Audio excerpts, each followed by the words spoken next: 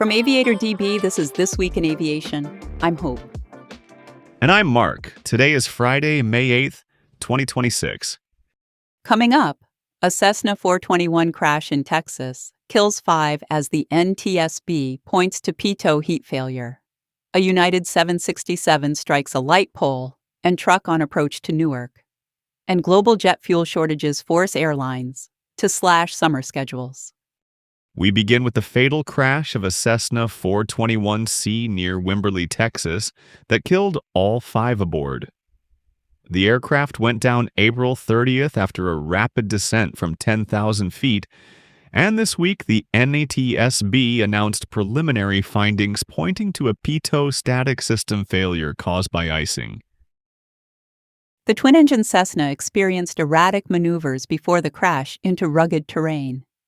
No distress calls were made. What stands out here is the FAA's rapid response.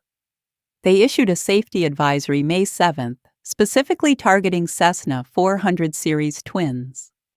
That advisory urges pilots to verify Pitot heat operation before entering visible moisture. The aircraft had ram engine modifications, though investigators haven't determined if that played a role. This crash occurred during spring storm conditions that brought significant icing to central Texas. The NTSB preliminary findings released May 6th focus squarely on the Pitot static failure. For twin-engine pilots, this reinforces a critical pre-flight item, especially as spring weather systems move through the southern states. The FAA advisory extends beyond just the 421 to all Cessna 400 series twins, affecting thousands of aircraft across the general aviation fleet.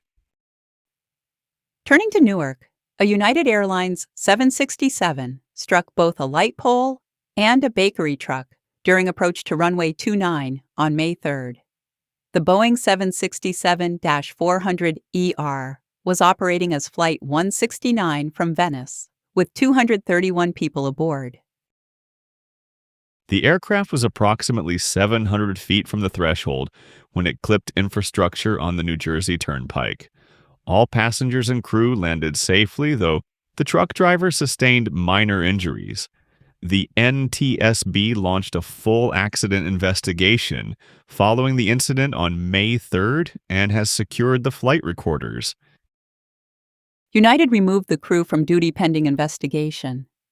The aircraft sustained damage, including a hole in the fuselage. This was a visual approach in gusty wind conditions.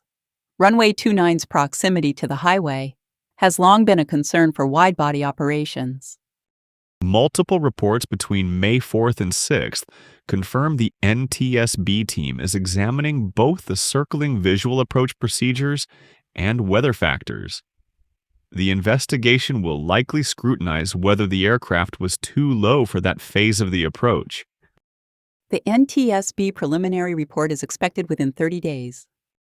Also this week, the NTSB released new findings on the fatal LaGuardia fire truck collision we covered last episode.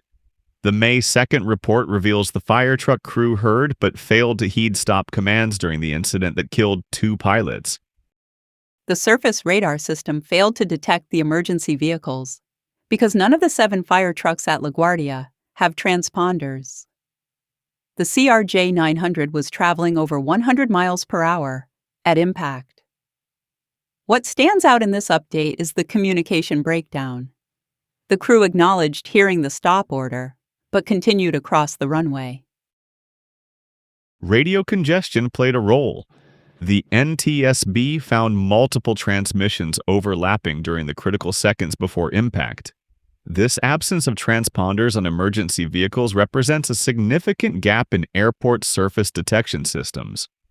The findings raise immediate questions about FAA requirements for ground vehicle equipment at major airports.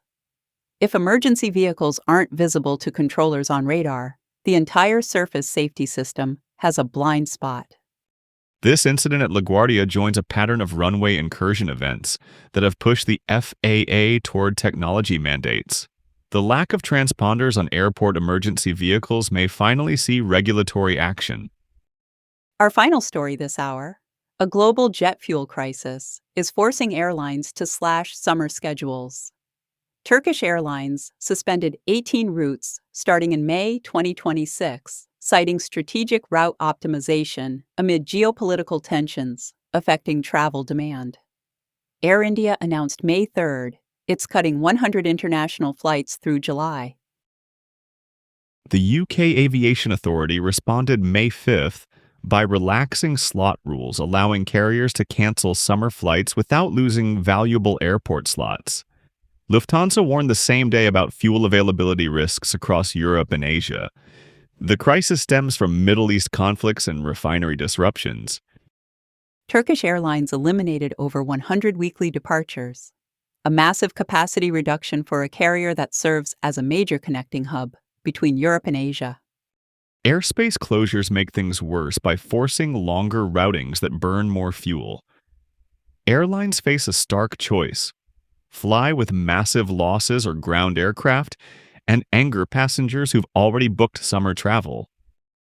The regulatory flexibility on slots represents an acknowledgement that this crisis extends beyond individual airline decisions.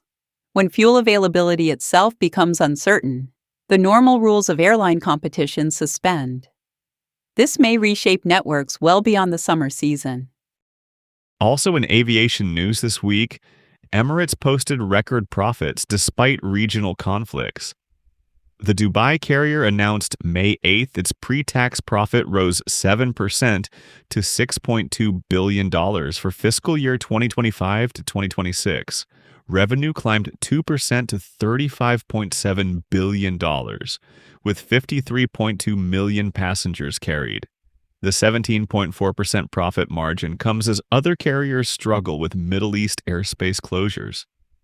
Emirates maintains $15 billion in cash reserves, demonstrating how resilient the Gulf carrier model is against geopolitical headwinds. Eve Air Mobility secured $230 million through a dual listing on the New York Stock Exchange and Brazil's B3 exchange.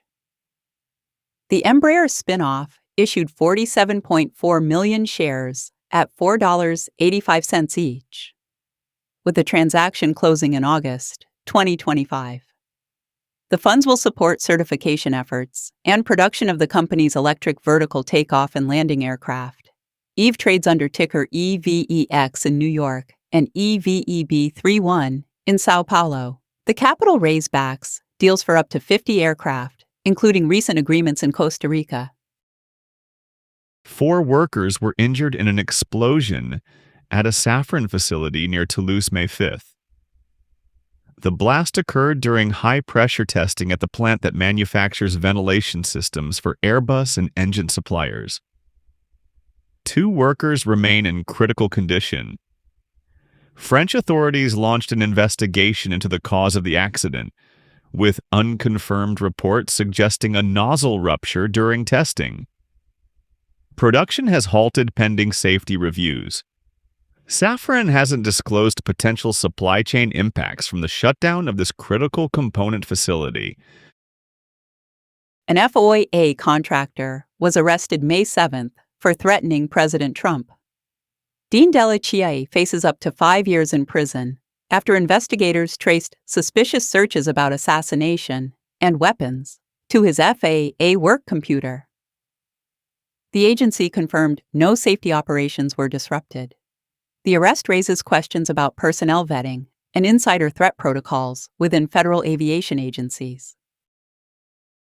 That's This Week in Aviation. For the latest aviation news, visit aviatordb.com. I'm Mark. And I'm Hope. We'll see you next week.